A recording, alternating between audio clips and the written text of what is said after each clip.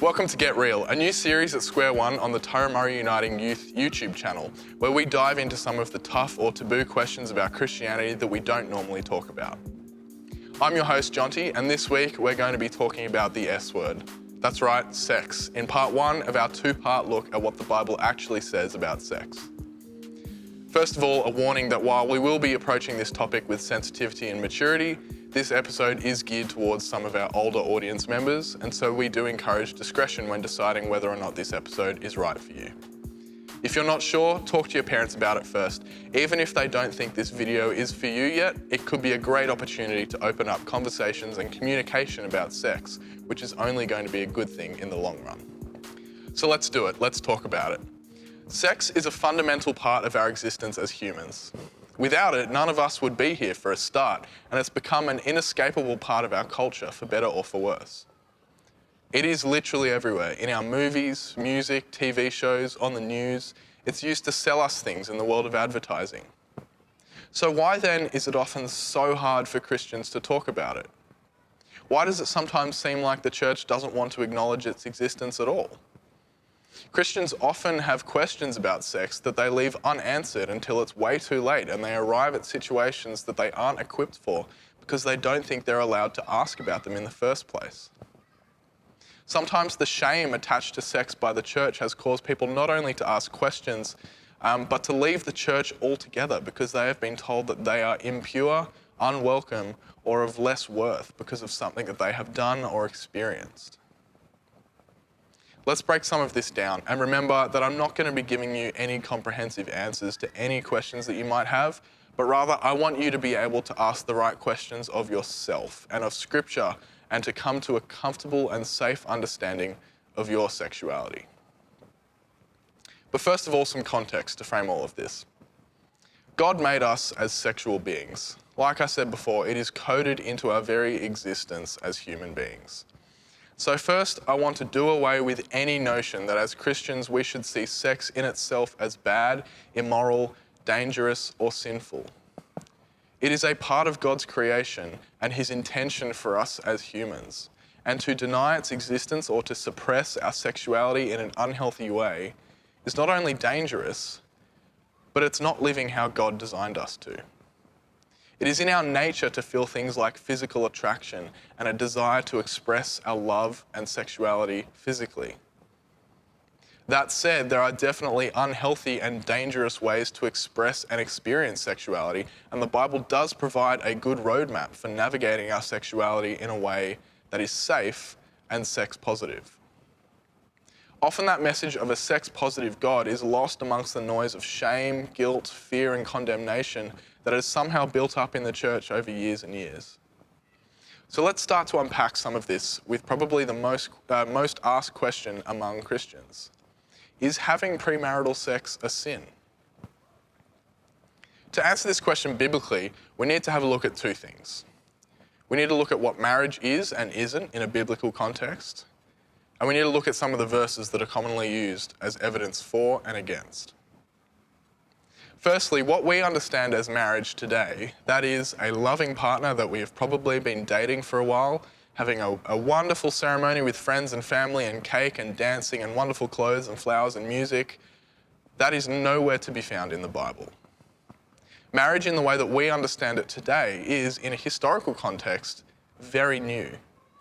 It only takes a quick glance at the Bible to find relationships between a man, his wife, and concubines, man, wife, and his wife's property, polygamy, so multiple partners, rape victims and their attackers, male soldiers and prisoners of war, male slaves and female slaves. All of these marriages are honoured in the Bible because while we honour that the Bible is a sacred religious text, it is also a historically accurate text, and these forms of marriage were simply a part of that history. So does that mean that we should be acknowledging these forms of marriage today? Of course not. Just think about how slavery is sometimes acknowledged in the Bible. Or for example, the long list of laws in Leviticus written for a specific society, including laws on which food you could eat, clothes you could wear. We have been able to distinguish between historical detail and the heart of God that the Scripture represents. So when answering the question, is premarital sex a sin? You first need to understand how our cultural understanding of marriage fits into that question. In the Bible, marriage isn't always consensual or monogamous. In fact, often it very clearly isn't. Therefore, you need to think about what that means for the idea of premarital sex. What does the word marriage in this context even mean? If in the Bible it represents so many different forms of relationship, many of which are considered today to be outdated and misogynist, some of which are quite clearly non-consensual and criminal in today's culture. There are, of course, the verses that we use as evidence for this idea that premarital sex is a sin. In Hebrews 13:4, it says that marriage should be honoured by all and the marriage bed kept pure, for God will judge the adulterer and the sexually immoral. This is the verse we're going to focus on most today because in it we find two very important phrases that we are going to come back to a lot: adultery and sexual immorality. It is vital that you understand what these two phrases mean when interpreting a biblical view of sex and how marriage plays into it. So first of all, adultery, which is where we get the idea of marriage being the marker for any sexual activity. In the Ten Commandments, we get the statement, "You shall not commit adultery." Is adultery any act of sexual intercourse outside of marriage? Contrary to what you might have been led to believe, the answer is actually no. What it's referring to is any sexual act that dishonours an established marriage. This understanding of the commandments came out of a context with troubling implications of the different forms of marriage that we have already seen populate the Old Testament, which translated into an implicit understanding of ownership that came with marriage. Let me give you an example. There's a well-known story in 2 Samuel where King David sees a woman bathing on a rooftop and immediately falls for her. He decides that he has to have her. But because she's married and acting on that would have been committing adultery, he sends her husband off to war in the front line where he is killed. Then he is able to marry her without having committed adultery. It's really messed up. And at the end of the story, it actually says that God agrees. It's not right. Technically, King David didn't commit adultery, but that doesn't mean he wasn't cruel, corrupt, and commit complete abuse of power. In the context of this story, David understands do not commit adultery as do not sleep with a woman that isn't yours. For us, I want to suggest that that means don't cheat on your partner. If that sounds controversial to you, I encourage you once again to compare what we understand as marriage to how marriage is recorded in the Bible.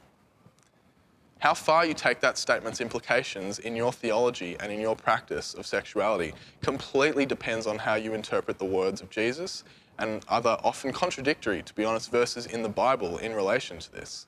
There are some resources in the description for you to read and look into more if you want to know more about this. And please do, because it's something that you need to do to come to your own understanding of with the help of God. This commandment has so much more to do with making sure that sex doesn't hurt us and other people around us than telling you who you should and shouldn't sleep with and when. God designed sex to be a physical, emotional, and spiritual connection of two people, and casual sex, sleeping around, or one-night stands are simply not going to provide that. Saving sex until marriage is a great way of ensuring that. And while the intention behind that might have gotten murky over time within the church, shifting to focus on shame and purity, at its core, it is an effective way to maintain a healthy and biblical attitude towards sex. It's important to remember, though, like we've said, that sex within marriage today and sex within marriage in biblical times look very, very different. The second term in Hebrews 13 is sexual immorality, and this is a term that we're going to come back to and talk a lot about in a future episode, part 2 of the S word. Here's a story that you might have heard before. Sex is like sticky tape. It's really good for connecting two things together, but the more you rip it off and try to use it again, the less sticky it gets. Or maybe you've heard that your sexuality is like a piece of chewing gum and that a potential marriage partner isn't going to want an already chewed piece of gum. I can't help but feel that these metaphors for sex are not only problematic, but don't reflect the nature of God. Do we really lose all of our value for a potential partner and in the eyes of God if we have sex with someone before we put a ring on their finger and sign some forms? Don't we learn that no one is undeserving of God's forgiveness and grace, no matter what they hold in their past? The Bible makes very clear that God is all about forgiveness, acceptance, and love. A view of sex that focuses on wrongdoing, purity culture, and condemnation is one that has and will continue to drive people away from the church, people that in many cases desperately need it. So here's another metaphor that works way better than some of those other ones. In Jewish marriage tradition, something called a huppah is used all the way through the marriage ceremony. And this word literally translates to canopy. And that's exactly what it is. A canopy that sits above the couple throughout the entire wedding ceremony, all the way through to and including their wedding night. It symbolises that God is present in their relationship in all areas, physical, spiritual, even in the bedroom. And that sounds kind of gross at first, but think about it. As Christians, we know that God is present with us at all times, so why not invite him into our sexuality too? He already knows all about it. That's why this episode is called Get Naked. Sexuality is at its heart all about vulnerability, which is why people can get hurt by sexual experiences. God made this part of your existence for you to explore and enjoy, not to be ashamed of or hide. And when we get emotionally and spiritually naked with God, we are inviting him to be present with us. We are honouring the huppah. Because when you do the opposite, when you separate God from your sexuality, when you create your own little world outside of your Christian life that doesn't intersect, that's when feelings of shame, guilt, distrust, and resentment start to fester and rot into spiritual decay. Allow God to be present, and everything else will fall into place. Even if you've made mistakes, that doesn't make you a chewed up piece of gum.